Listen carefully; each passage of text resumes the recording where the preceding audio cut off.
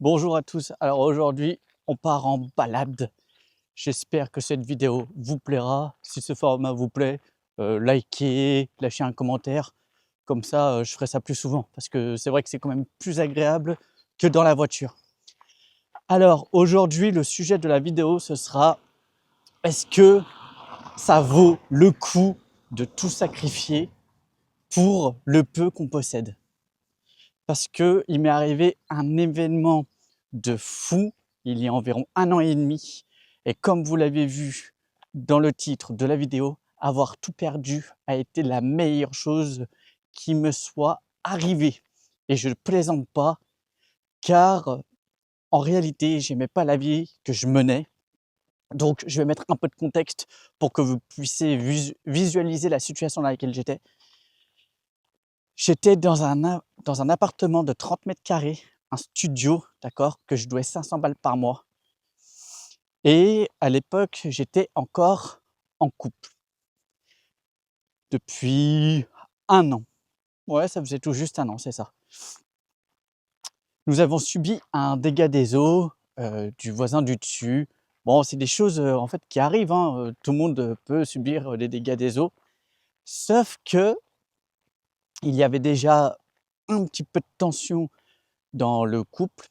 On voulait changer d'appartement et ce dégât des eaux, disons, a approfondi le malaise et les problèmes qu'on avait déjà.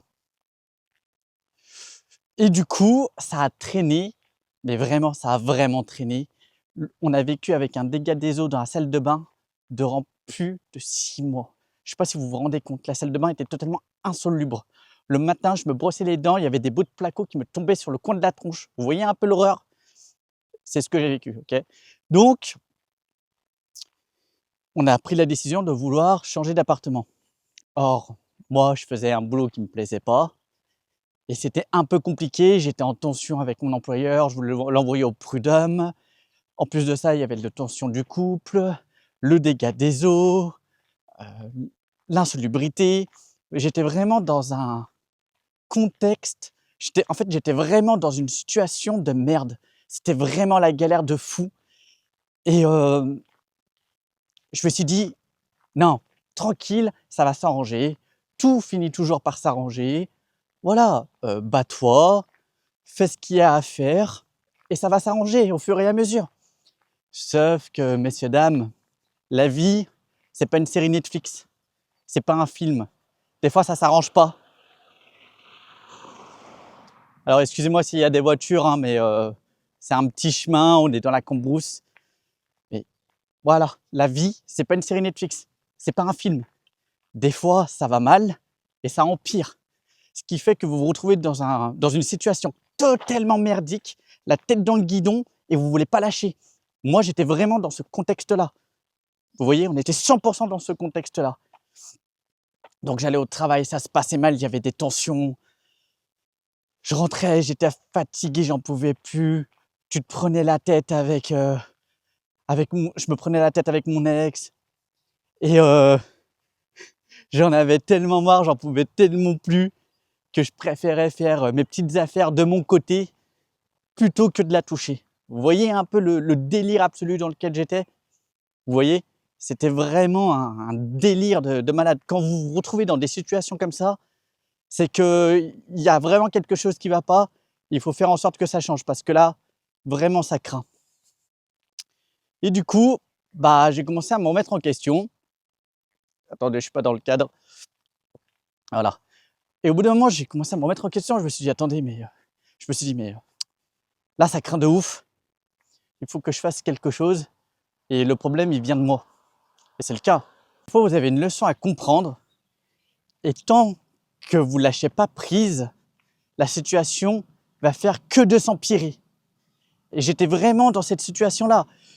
Donc au bout d'un moment, j'en pouvais plus et le seul moment où je pouvais vraiment me retrouver, me ressourcer, être dans un état de calme, où je pouvais vraiment me poser les bonnes questions, c'était à l'église.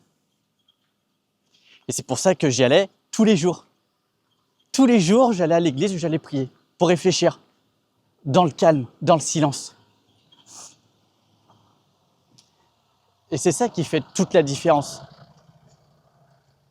Sortir de votre situation merdique, vous plonger dans le silence, réfléchir.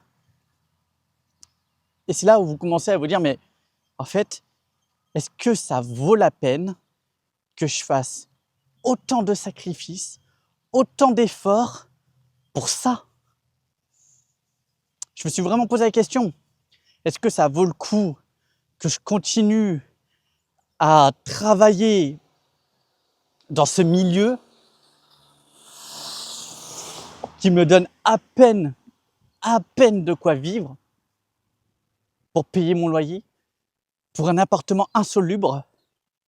Est-ce que ça vaut le coup que je fasse encore des efforts personnels pour rester avec une personne que je ne désire plus? Vraiment, hein, je préférais être tout seul dans mon coin, dans les chiottes insalubres, que de la toucher. Est-ce que vraiment ça vaut le coup? Et j'ai fini par en conclure que non, en fait, ça en valait pas le coup. Du coup, je l'ai renvoyé vivre chez son père. J'ai rendu l'appartement. Avec le taf, je me suis mis un peu en retrait. Et en 2 mois, j'ai tout perdu. En 2 mois, j'ai tout perdu. La relation, le logement. Par la suite, j'ai voulu faire mon opération des yeux pour plus porter de lunettes parce que je portais des lunettes. Le compte était à 0. Je suis vraiment reparti de 0 sans rien. Et aujourd'hui, 1 an et demi plus tard, ça a vraiment été la meilleure chose qui me soit arrivée. Vraiment, aujourd'hui, je remercie le ciel d'avoir pris cette décision et d'avoir fait ça, en fait. Parce que ça a été la meilleure décision. Et ça a été dur, hein, parce que oser sacrifier le peu que vous avez acquéri à la sueur de votre front, même si c'est pas grand-chose, c'est tout ce que vous avez. Et dire que ça, vous allez y renoncer, c'est effrayant, en fait. C'est vraiment le truc le plus effrayant que j'ai dû surmonter. Et j'avais un ami à moi qui était dans le même contexte que moi. Il se séparait de son ex, voilà, parce que ça allait plus. Et il se retrouvait tout seul dans un appartement, le compte en PLS, enfin bref, on était vraiment dans le même contexte. Et lui, il l'a pas aussi bien vécu, avec des gros guillemets, hein, que moi. Moi, ça allait. J'ai pu surmonter ça, j'ai pu continuer à aller bosser, je me suis pas mis en arrêt, j'ai pas fait de grosses dépressions. C'est assez curieux quand même, hein, mais j'ai pas sombré. Hélas, lui si. Lui si, donc j'ai essayé d'être là pour lui, pour l'aider. Et vu qu'on vivait une situation similaire, on se comprenait. Donc j'étais là pour essayer de l'aider, pour surmonter tout ça. Lui, il le vivait vraiment mal. Et moi, grâce à Dieu, ça allait. Parce que pour surmonter ça, comme je vous l'ai dit plus tôt dans la vidéo, j'allais prier à l'église tous les jours. J'ai commencé à prendre plus de temps pour moi, pour me ressourcer, et je suis reparti totalement à zéro. Et ce qui est un peu marrant, moi je prends ça pour un signe. C'est le ciel est taquin selon moi, parce que après avoir subi l'opération des yeux, c'est comme si j'avais retrouvé la vue au sens propre comme au figuré. C'est incroyable, parce que je me suis dit, mais attends, c'est la meilleure décision de ta vie d'avoir fait ça, Max. Tu te rends compte dans quelle situation merdique tu étais? Et tu étais là, tu voulais trouver un meilleur travail, tu voulais trouver un autre appartement, tu voulais arranger les choses avec ton ex, tu voulais persévérer. Et au final, avoir renoncé à tout ça, recommencer à zéro, ça a été une énorme bénédiction. Ça a été une énorme bénédiction, parce que sans ça, je ne me serais pas rapproché de Dieu. Sans ça, je ne me serais pas fait opérer des yeux. Et vous savez quoi? Alors que mon compte était à 0, hein, vraiment, sur mon compte courant, il me restait 32 centimes. 32 centimes. Et ben, vous savez quoi? Environ 3 à 6 semaines après ça, mon patron, avec lequel j'étais en tension, m'a proposé une formation en interne avec augmentation de salaire suivie d'une lettre de recommandation. Pardon, j'ai craché. Je vous assure que c'est vrai. Le compte était en PLS. Peu de temps après, mon opération des yeux, augmentation de salaire, lettre de recommandation. Ah, ça, c'était une dinguerie. Ça, c'était vraiment un truc de ouf. Moi, quand il m'a convoqué en entretien individuel, je me suis dit, allez, ça y est, c'est parti. Il va me faire un licenciement abusif et tout. Et ça y est, c'est parti. Je fais dans la merde.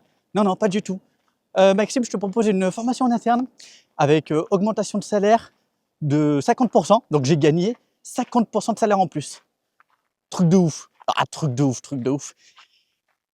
Et lettre de recommandation. Lettre de recommandation, bah merci bien. Alors que je voulais l'envoyer au prud'homme, hein. On était en tension. Hein. C'était un truc de ouf ça aussi. Et au final, tout s'est arrangé. Et aujourd'hui, bah tout l'argent que j'ai perdu, je l'ai retrouvé. Donc ça va. Mais bon, c'est toujours pas suffisant pour être blindé. Alors s'il vous plaît, likez, partagez, partage ça à ton pote qui est en dépression. Peut-être que ça pourrait l'aider. Parce que voilà, j'aime les jolies filles, j'aime les cigares, j'aime les belles choses. Et pour ça, il faut de l'argent. J'en ai pas. Alors s'il te plaît, abonne-toi, like. Il faut que YouTube me ralasse. Voilà. Donc s'il vous plaît, donnez-moi de l'argent. S'il vous plaît, s'il vous plaît. Bref. Donc, parfois, il faut apprendre à lâcher prise. Parce que des fois, tu as tellement la tête dans le guidon et tu veux tellement conserver ça que, en fait, parfois, ça vaut pas le coup. Parfois, apprendre que tout ça, il faut laisser tomber et recommencer ailleurs. Parfois, ça peut être la meilleure chose de votre vie. Mais vraiment. Hein. Et aujourd'hui, bah, je me prends plus la tête pour des trucs inutiles, en fait. Voilà. En fait, tu comprends que bah tu contrôles pas tout et que parfois bah faut apprendre à lâcher le morceau quoi. Parce qu'avoir la tête dans le guidon tout le temps, tu perds du temps, de l'énergie et je pense que c'est ça qui nous rend anxieux, dépressifs, orgueilleux. Je pense que c'est ça le piège.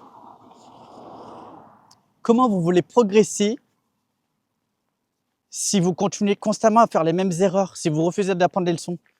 Vous voyez? Donc voilà. Et en fait, quand j'y repense, j'ai bien fait d'avoir accepté mon sort. Voilà. Donc j'espère que cette vidéo vous a plu. Si tu veux plus de vidéos de ce type, fais-me-le savoir. Fais-le moi savoir. Voilà, je vais arriver à parler. Prenez soin de vous. Soyez bénis. Et surtout, oubliez pas que Dieu vous aime. Allez, ciao.